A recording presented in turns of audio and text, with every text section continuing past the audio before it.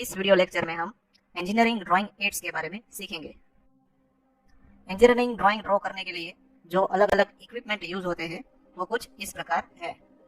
सबसे पहले है drawing board, drawing paper, clip for fixing the paper on the drawing board, T square, set square, protractor, French curve, circle master, templates, pencil, eraser, compass and divider. अब हम ये सभी equipment के बारे में डिटेल में डिस्कशन करेंगे। सबसे पहले है ड्राइंग बोर्ड। टेबल में स्टैंडर्ड साइज के बोर्ड की इंफॉर्मेशन दी गई है जो कि इंडियन स्टैंडर्ड 1444 द्वारा फिक्स की गई है। तो सबसे पहले है बोर्ड B0 जिसका डायमेंशन है 1500 बाई 1000 मिलीमीटर और इस बोर्ड को एंटी कोरियन कहा जाता है। उसके बाद है बोर्ड B1, उसका डायमेंशन है 1000 बाई 700 मिलीमीटर और इस बोर्ड को डबल एलिफेंट कहा जाता है। देन बोर्ड B2, उसका डायमेंशन है 700 बाई 500 मिलीमीटर और इसको इंपेरियल बोर्ड कहा जाता है। उसके बाद है बोर्ड B3 जिसका डायमेंशन है 500 बाई 350 मिलीमीटर और इस बोर्ड को हाफ इंपेरियल बोर्ड कहा जाता है। और आखिरी बोर्ड जो है वो है B4 जिसकी साइज है 350 बाई 250 मिलीमीटर और इसको क्वार्टर इंपेरियल बोर्ड कहा जाता है। हम इंजीनियरिंग ड्राइंग ड्रॉ करने के लिए हाफ इंपेरियल साइज का बोर्ड यूज करेंगे। उसके बाद है ड्राइंग पेपर और ड्राइंग शीट।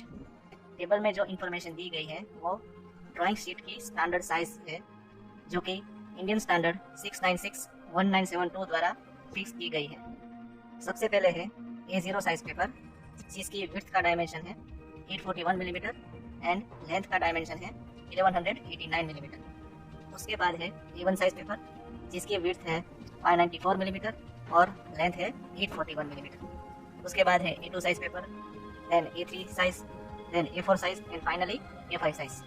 जैसे जैसे ये डेजिग्नेशन की वैल्यू बढ़ती जाएगी वैसे वैसे पेपर की साइज जो है वो छोटी होती जाएगी। उसके बाद है टी स्क्वायर। तो जो फिगर में जो ब्लैक पार्ट है उसको हेड कहा जाता है और जो लेंथ का पार्ट है उसको ब्लेड कहा जाता है। Keep working edge of the board and head of T square on left side. जब भी हम इंजीनियरिंग ड्राइंग ड्रॉ करें तो हमेशा ड्राइंग बोर्ड की जो वर्किंग एज है और टी स्क्वायर का जो हेड है उसको लेफ्ट साइड रख के हमें ड्रॉ करना है। The T square slides up and down along the straight working edge of the board to draw parallel horizontal straight lines. T square के उपयोग से हम टी स्क्वायर को बोर्ड के ऊपर स्लाइड करके हम हॉरिजॉन्टल पैरेलल लाइन बड़ी आसानी से ड्रॉ कर सकते हैं। उसके बाद है सेट स्क्वायर। फिगर में आपको दो सेट स्क्वायर दिखाए गए हैं जिसमें पहला है 45 डिग्री 90 डिग्री सेट स्क्वायर और दूसरा है 30 degree 60 degree 90 degree set square. With the combination of t square and two set squares, various angles can be drawn। तो t square और set square के कॉम्बिनेशन से हम अलग अलग एंगल बड़ी आसानी से ड्रॉ कर सकते हैं जो कुछ इस प्रकार है। फिगर में आप देख सकते हैं कि हम 15 डिग्री के स्लॉट में t स्क्वायर और सेट स्क्वायर के कॉम्बिनेशन से हम अलग अलग डिग्री बड़ी आसानी से ड्रॉ कर सकते हैं। फॉर एग्जांपल अगर हम 50 डिग्री एंगल ड्रॉ करना चाहे तो टी स्क्वायर और ये दोनों सेट स्क्वायर के कॉम्बिनेशन से हम ड्रॉ कर सकते हैं। 30 डिग्री 40 डिग्री और 60 डिग्री एंगल है वो सिंगल सेट स्क्वायर से और टी स्क्वायर के कॉम्बिनेशन से हम आसानी से ड्रॉ कर सकते हैं। उसके बाद का 75 डिग्री है वो टी स्क्वायर और दोनों सेट स्क्वायर के कॉम्बिनेशन से बनता है। उसके बाद 90 डिग्री जो वर्टिकल लाइन है वो इंडिविजुअल सेट स्क्वायर और टी स्क्वायर के कॉम्बिनेशन से बनता है। उसके बाद 105 डिग्री का एंगल दो सेट स्क्वायर और टी स्क्वायर के कॉम्बिनेशन से बनता है।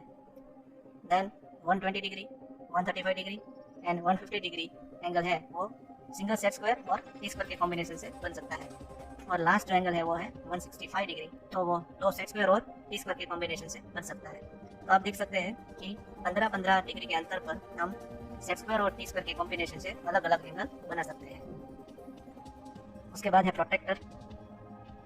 It is available in semi circle and circular shape and use for measurement of angle. Protractor के उपयोग से हम कोई भी एंगल बड़ी आसानी से ड्रॉ कर सकते हैं।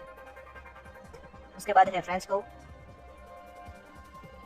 It is use to draw irregular arc. French curve के उपयोग से हम इरेगुलर आर्क बड़ी आसानी से ड्रॉ कर सकते हैं। उसके बाद है circle master. It is use to draw various size of circle accurately and speedily. Circle master में अलग अलग डायमीटर के सर्कल कट किए गए होते हैं जिससे हम बड़ी ही एक्यूरेसी और स्पीड के साथ सर्कल बना सकते हैं। उसके बाद है अदर टेम्पलेट्स जो कि फिगर में दिखाए गए हैं। इस इस टेम्पलेट से हम अलग अलग शेप जैसे कि एलिप्स, पॉलीगॉन, कॉर्नर रेडियस आदि बड़ी ही स्पीड के साथ और एक्यूरेसी के साथ ड्रॉ कर सकते हैं। उसके बाद है पुश पेंसिल। इस पेंसिल में जो लीड होती है वो 2H ग्रेड की होती है और उस लीड का डायमीटर 0.5 मिलीमीटर रहता है। उसके बाद है इरेजर।